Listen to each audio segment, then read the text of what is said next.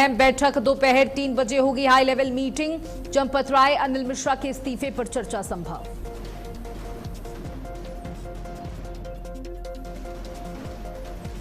रामधन गबन मामले पर आज लखनऊ हाईकोर्ट में सुनवाई। चढ़ावा चोरी के आरोपी की सीबीआई जांच की मांग, चढ़ावे का सीएजी ऑडिट कराने की मांग।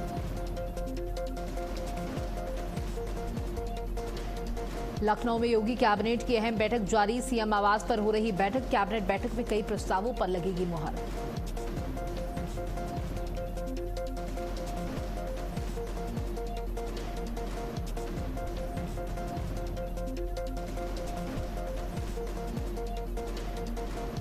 आज से 11 जुलाई तक विदेश दौरे पर रहेंगे प्रधानमंत्री मोदी। इंडोनेशिया, ऑस्ट्रेलिया और न्यूजीलैंड का दौरा।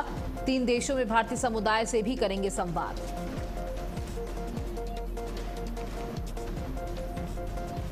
देश भर में मानसूनी बारिश का दौर जारी। 24 राज्यों में बारिश, आंधी तूफान का अलर्ट। दिल्ली, यूपी, महाराष्ट्र सहित कई राज्यों में भारी बारिश का सतर्क।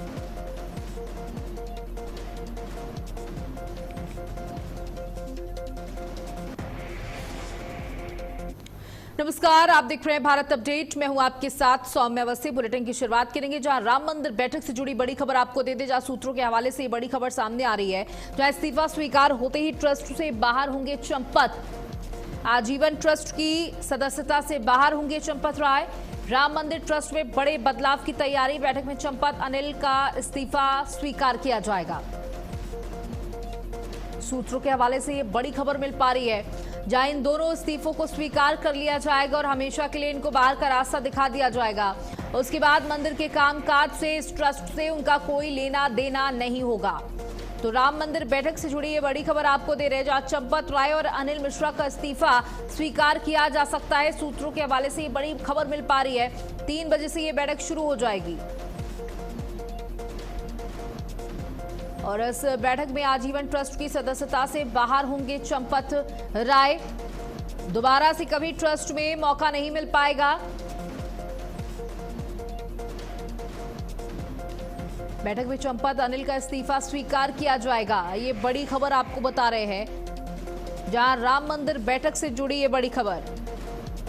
वहीं राम मंदिर ट्रस्ट को लेकर बड़ी बैठक आज है। राम मंदिर परिसर के गेस्ट हाउस में ये अहम मीटिंग होगी। मीटिंग के लिए जा सकते हैं कई बड़े फैसले, मीटिंग में कई बड़े फैसले लिए जा सकते हैं। एसआईटी की रिपोर्ट पर भी चर्चा संभव। बैठक में चंपत राय के इस्तीफे पर चर्चा। दोपहर 3 बजे मंदिर ट्रस्ट की बैठक होगी। राम मंदिर ट्रस्ट की बैठक पर सबकी नजर। ट्रस्ट कई विषयों पर निर्णय ले सकता है। एसआईटी की शुरुआती जांच रिपोर्ट पर चर्चा होगी।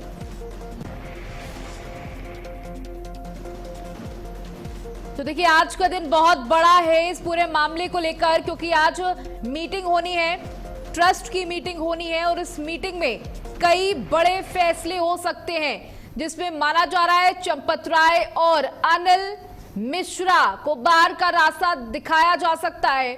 उसके बाद उनकी आजीवन सदस्यता को भी रद्द किया जा सकता है। आखिरी फैसला वोटिंग से होगा। इस्तीफा मंजूरी के लिए 2/3 बहुमत जरूरी, यानी कि 2/3 बहुमत होना बहुत जरूरी है।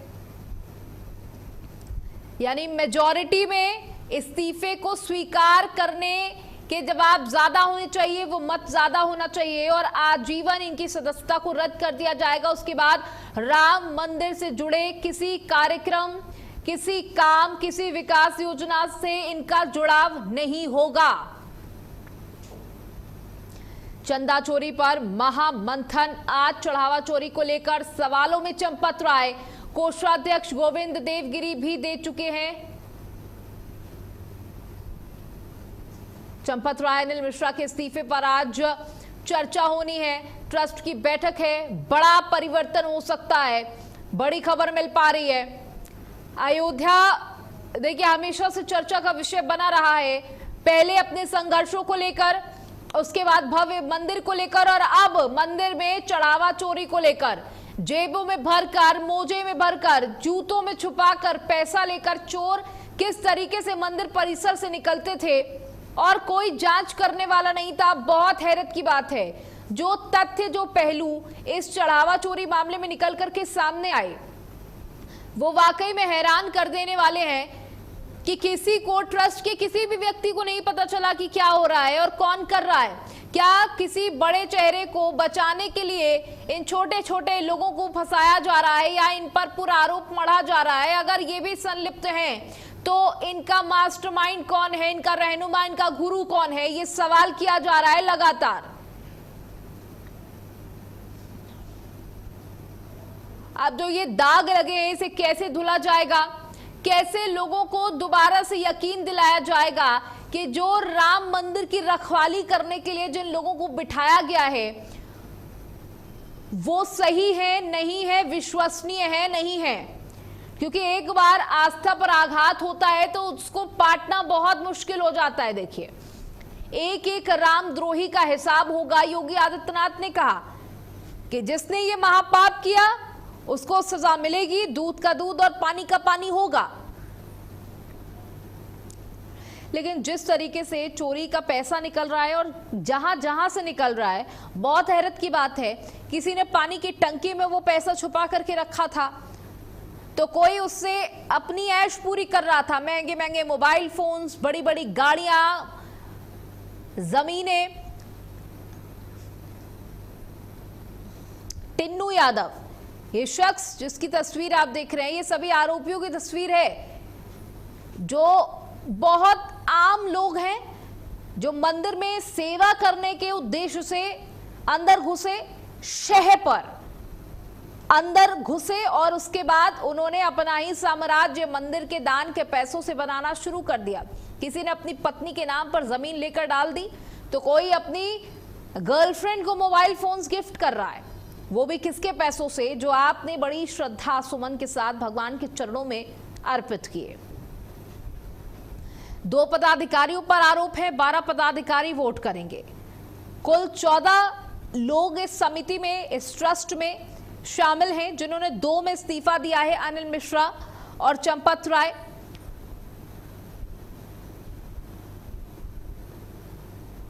राम दरबार में महापाप करने का जिसने प्रयास किया उसको सलाखों के पीछे भेजा जाए और सबक ऐसा सिखाया जाए कि दोबारा देश के किसी मंदिर में चोरी ना हो। हालांकि देखिए, कोई ये राम मंदिर का पहला मामला नहीं है जहां पर चोरी की बात सामने आई हो। देश में हजारों ऐसे मंदिर हैं जहां पर रोजाना दान पात्रों से चोरी होती है, लोग धनाढ्य हो रहे हैं मंदिर के पैसों से। अगर आपके शहर में कोई बहुत प्रसिद्ध मंदिर है और उसमें काम करने वाले सेवादारों के अगर आप बैकग्राउंड चेक करेंगे तो उनके पास महंगी गाड़ियां होंगी, आलीशान मकान होंगे, जमीन होगी, कैश होगा, और वो सब कहां से आ रहा है? मंदिर से आ रहा है, क्योंकि और तो कुछ वो करते नहीं होंगे।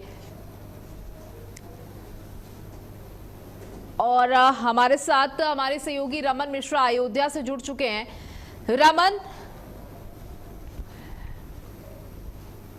रमन, देखिए, आज 3 बजे से ये बैठक होनी है और आज बड़ा फैसला होगा चंपत राय और अनिल मिश्रा के इस्तीफे पर। आपको बता दें, 3 बजे राम जन्मभूमि तीर्थ सेवा ट्रस्ट की बैठक है और बैठक को लेकर तैयारियां शुरू हो गई। आप देख सकते हैं कि यहाँ पर पुलिस प्रशासन एकदम से तैनात हो गया है। यहाँ पर डिवाइडर भी बना दिया गया है, रस्सी भी लगा दी गई है और ट्रैफिक समय समय पर रोका जा रहा है, कंट्रोल किया जा रहा है। और आला अधिकारी यहाँ पर आप देख सकते हैं कि यहाँ पर पहुंच गए हैं और मॉनिटरिंग कर रहे हैं, क्योंकि ये बहुत अहम बैठक है। और ये बैठक जो है आपको बता दें, इस दौरान जब से राम मंदिर चंदा चोरी का इल्जाम लगा है तब से लेकर ये बैठक जो है सबसे अहम मानी जा रही है, क्योंकि राम मंदिर चंदा चोरी मामले में जिस महासचिव चंपत राय, ट्रस्ट के अनिल मिश्रा का नाम आया था, उनसे जुड़ी ये बैठक है कि दोनों के इस्तीफे पर आज फैसला होना है कि दोनों रहेंगे या नहीं रहेंगे। आपको बता दें, अगर अनिल मिश्रा और चंपत राय का इस्तीफा लिया जाता है तो 3 पद खाली हो जाएंगे। इससे पहले विमलेंद्र प्रताप मोहन, जो कि यहाँ के राजा थे,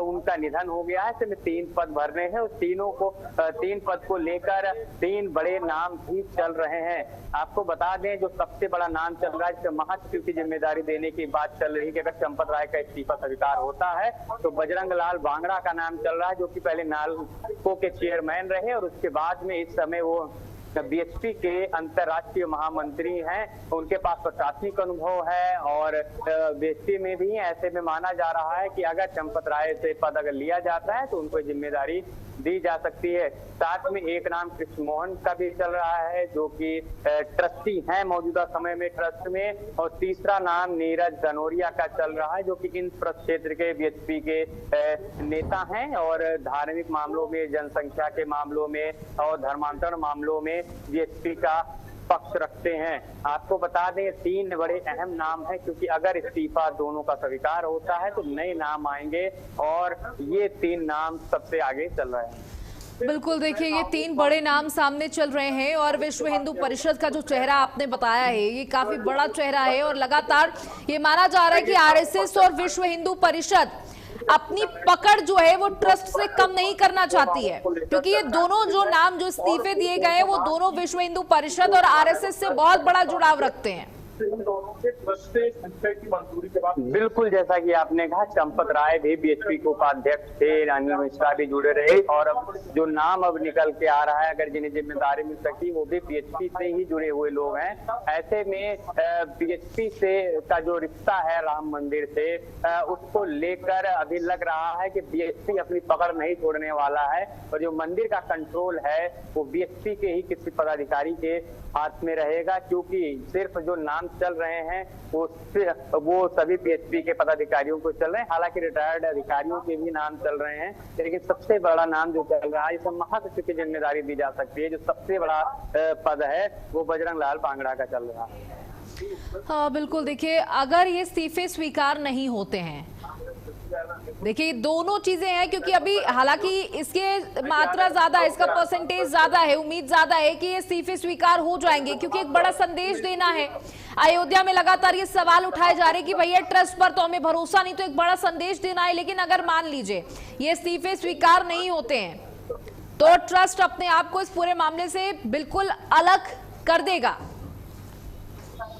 बिल्कुल, आपको बता देंगे इस्तीफा स्वीकार नहीं होता है तो सवाल जो हैं और बहुत बड़े हो जाएंगे, क्योंकि जिस तरीके से एसआईटी की रिपोर्ट भी नहीं आई है और ये भी तय नहीं हो पा रहा है कि जिसमें जो 8 लोगों के खिलाफ मुकदमा हुआ था, गिरफ्तारी हुई है, उनके अलावा जो ट्रस्ट के पदाधिकारी हैं उनका भी इन्वॉल्वमेंट था या फिर नैतिक रूप से क्योंकि वो पदाधिकारी थे इसलिए उनकी जिम्मेदारी थी, ये अभी एसआईटी की रिपोर्ट में तय नहीं हुआ है। ऐसे में अगर इस्तीफा पहले होता भी है, अगर इस्तीफा नहीं होता है तो क्योंकि जो सवाल उठे हैं पूरे देश में, सिर्फ यहाँ साधु संत से लेकर जनता तक हर कोई एसआईटी रिपोर्ट आने से पहले ही कहीं ना कहीं चंपत राय उन लोगों के निशाने पर हैं। तो अगर इस्तीफा स्वीकार नहीं होता है तो मंदिर कोई जो पारदर्शिता है, निष्पक्षता है और उसको लेकर हम कुछ दिनों तक सवाल बना रहेगा और जो दाग लगा है, जो इल्जाम लगा है वो मुश्किल है कि हट पाना। रमन, देखिए इसके साथ साथ और किन बिंदुओं पर आज इस बैठक में चर्चा हो सकती है? माना यह भी जा रहा है कि एसआईटी की जो प्रारंभिक रिपोर्ट है जो सौंप दी गई है उस पर भी चिंतन मंथन किया जा सकता है और किस तरीके से मंदिर का कामकाज आगे चलाया जाए उस पर भी विचार हो सकता है। बिल्कुल, जिस तरीके से एसआईटी की प्रारंभिक रिपोर्ट पेश हुई है तो क्योंकि राम मंदिर का कंट्रोल ट्रस्ट के हाथ में है तो आखिर अब एसआईटी ने जो जांच की है उसमें क्या क्या कमी आई है उस पर चर्चा होगी, क्योंकि जो रिपोर्ट आई है उसको जो ट्रस्ट जिस तरीके से उसका विश्लेषण कर सकता है, उस पर मंथन कर सकता है, वो अलग कर सकता है, क्योंकि उसकी जानकारी में जितने भी कर्मचारी हैं, अधिकारी हैं, सभी लोग हैं और साथ में डेली रूटीन को लेकर बैठकें होंगी, क्योंकि जिस तरीके से चंपत राय जो कि महासचिव हैं उनके हाथ में बागडोर थी, डेली कैसे सुरक्षा व्यवस्था रहेगी, कैसे प्रसाद बटेगा, कैसे जो देख रेख की पूरी व्यवस्था उनके हाथ में थी। तो अब व्यवस्था कैसे चलेगी, व्यवस्था में क्या अभी तक कमी थी जिसे दूर किया जा सकता है और क्या ऐसे व्यवस्था जिससे और अच्छा किया जा सकता है ताकि भविष्य में राम मंदिर में कोई और कमी सामने निकल कर ना आए। बिल्कुल रमन, देखिए सभी की निगाहें 3 बजे की इस मीटिंग पर है और मीटिंग खत्म होने के बाद क्या कुछ निष्कर्ष निकल कर आता है, क्या बड़े फैसले लिए जाते हैं। बहुत बहुत शुक्रिया हमारे साथ जुड़ने के लिए, तमाम जानकारियां साझा करने के लिए। चलिए आगे बढ़ते हैं, जहां भाजपा ब्रज क्षेत्र के नवनियुक्त क्षेत्रीय अध्यक्ष पूरन लाल लोधी के बदायूं आगमन पर कार्यकर्ताओं ने ऐतिहासिक स्वागत किया। पूटीसराय से कचला चौराहे तक ढोल, नगाड़ों, आतिशबाजी, पुष्प वर्षा और जय घोष के बीच उनका अभिनंदन किया गया। इस दौरान पूरन लाल लोधी ने कहा कि यह सम्मान किसी व्यक्ति का नहीं बल्कि भाजपा के विचार और कार्यकर्ता संस्कृति का है। उन्होंने कार्यकर्ताओं से संगठन को सर्वोपरि मानकर काम करने, बूथों को मजबूत बनाने, 2027 के विधानसभा चुनावों की तैयारी में पूरी ताकत से जुटने का आह्वान किया। उन्होंने कहा कि भाजपा में समर्पित कार्यकर्ताओं के लिए अवसरों की कोई कमी नहीं है और यहाँ दायित्व नहीं बल्कि सेवा का अवसर मिलता है। पूरन लाल लोधी के स्वागत में जन सैलाब उमड़ा। तस्वीरों में आप देख सकते हैं, ढोल और नगाड़ों और आतिशबाजी से पूरा बदायूं गूंज उठा। बीजेपी कार्यकर्ताओं ने उनका जबरदस्त स्वागत किया। भारी भीड़ देखने को मिली जिसमें महिलाएं भी शामिल थी। बीजेपी प्रदेश अध्यक्ष का भव्य स्वागत किया गया।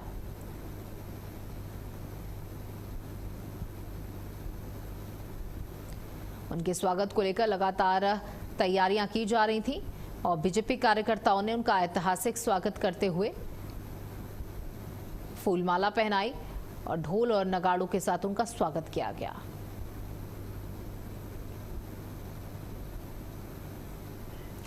तो ये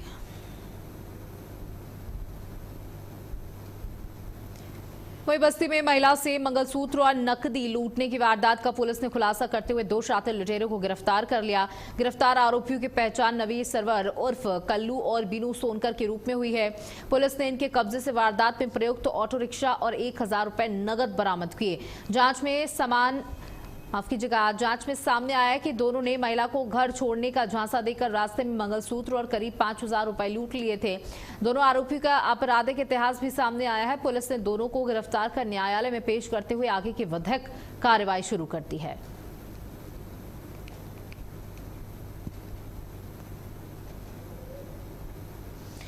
तो ये तस्वीर सामने आई पीलीभीत से। आपको बता दें कि ये घटना सामने आई है जहां महिला के साथ लूटपाट की घटना को अंजाम दिया गया। बस्ती में महिला से लूटकर उसके पास से 5000 रुपए और मंगलसूत्र लेकर फरार हो गए। वारदात में इस्तेमाल ऑटो रिक्शा भी पुलिस ने हालांकि बरामद कर ली।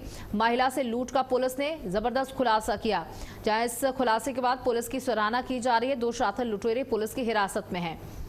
बहुत ही शातिर तरीके से महिला को घर छोड़ने के बहाने इन्होंने ऑटो रिक्शे में बैठाया और उसके बाद उसके साथ लूटपाट की घटना को अंजाम दिया। जो गले में सोने का मंगलसूत्र पहने थी वो लूट करके फरार हो गए और उसके पास जो 5000 रुपए थे। हालांकि पुलिस ने इस पूरे मामले का बड़ा खुलासा किया। ऑटो रिक्शे को भी बरामद किया है जिस ऑटो रिक्शे की मदद से इस वारदात को अंजाम दिया गया था।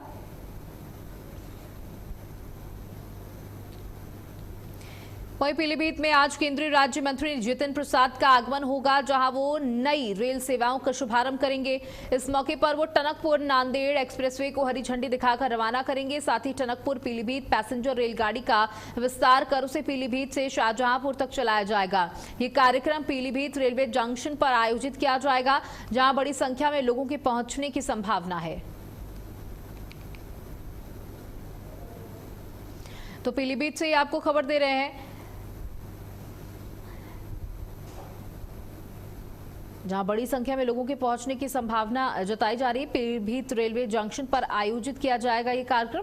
बड़ी संख्या में लोग पहुंचेंगे। शाहजहांपुर तक चलाया जाएगा ये कार्यक्रम। विस्तार कर पैसेंजर रेलगाड़ी का विस्तार कर उसे पीलीभीत से शाहजहांपुर तक चलाया जाएगा। टनकपुर नांदेड़ एक्सप्रेसवे की यहां पर शुरुआत की गई। जितिन प्रसाद के द्वारा रेल नेटवर्क को बड़ी और नई रफ्तार मिली है।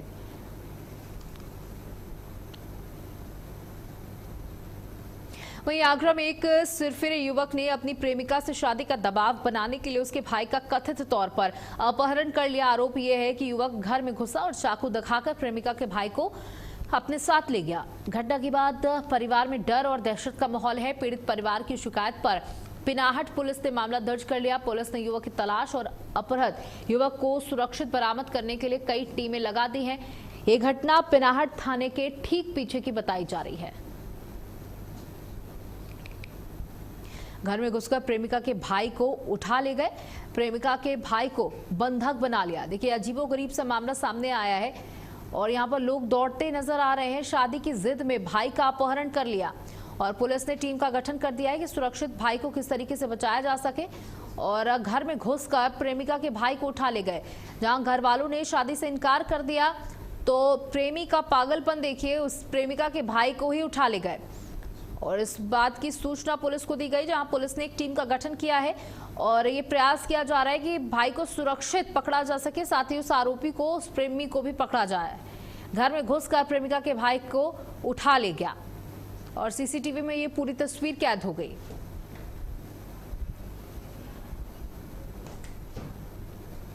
वहीं गाजियाबाद में एक पिता पिछले 6 महीने से अपने बेटे की मौत का सच जानने और न्याय की मांग को लेकर पुलिस अधिकारियों के चक्कर काट रहा है। पीड़ित पिता का कहना है कि उनका बेटा घर से कुछ सामान लेने निकला था लेकिन वापस नहीं लौटा। बाद में उन्हें फोन कर सूचना मिली कि उनके बेटे का शव नंदग्राम थाना क्षेत्र में मिला। पीड़ित पिता का दावा है कि पोस्टमार्टम करने वाले डॉक्टर ने उन्हें बताया कि ये सड़क हादसा नहीं बल्कि हत्या का मामला लगता है। पिता का आरोप है कि अब तक उन्हें ये नहीं बताया गया कि उनके बेटे की मौत कैसे हुई।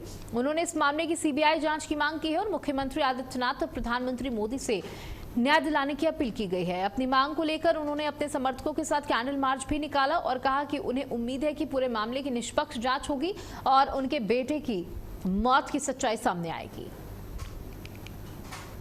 तो कैंडल मार्च निकालकर न्याय की मांग की गई। बेटे की मौत पर सीबीआई जांच की मांग की गई है। 6 महीने बाद भी नहीं मिला न्याय। मेरा बेटा 12th करके IIT एस्पिरेंट था, फिजिक्स वाला से कोचिंग कर रहा था, चीफ जस्टिस ऑफ इंडिया से अवार्डी था, बहुत होनहार बच्चा था। क्या वजह थी, कैसे? सर वो वाइफ ने दही लेने के लिए 20 मीटर दूर भेजा था 28 दिसंबर को। कुछ देर बाद जब नहीं आया तो वाइफ ने फोन किया, किसी अनजान व्यक्ति ने उठाया और बोला कि वो मरा हुआ नंदग्राम पे पड़ा हुआ है। जी सर। आपने इस मामले में FIR दर्ज कराई है, क्या कहना? सर मैंने 3 एप्लीकेशन कमिश्नर साहब को दी, 2 SHO नंदग्राम को दी। वो 5 महीने इसी में गुजारते रहे कि अभी जांच चल रही है।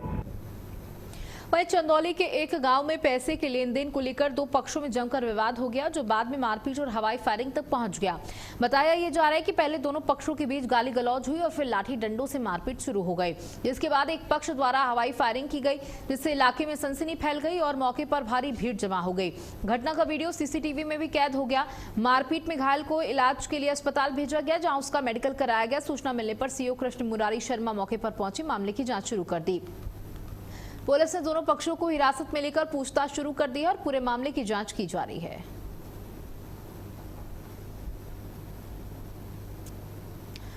तो पूछताछ शुरू कर दी गई, इस पूरे मामले को लेकर जांच की जा रही है। और अब की छोटी सी कहासुनी किस तरीके से मारपीट और फायरिंग में तब्दील हो गई और ये पूरी घटना CCTV लगा हुआ था उसमें कैद हो गई। लेन देन को लेकर मारपीट और फायरिंग हुई।